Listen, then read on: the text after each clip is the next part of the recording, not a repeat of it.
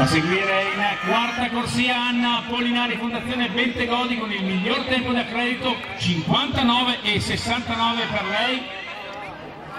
Come vedete ha già preso un buon ritmo Anna.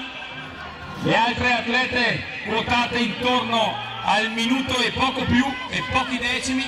Stiamo arrivando ai 200 metri. Passaggio ufficioso intorno ai 26,5. Ultimi 150 metri per le atlete. Le accogliamo con un bel applauso all'ingresso sul rettilineo finale. Anna Polinari, alle sue spalle Laura Zucchi dell'Interflorida, ma attenzione al tempo finale per Anna, un ottimo 56,97, 56 signori, questo è un tempo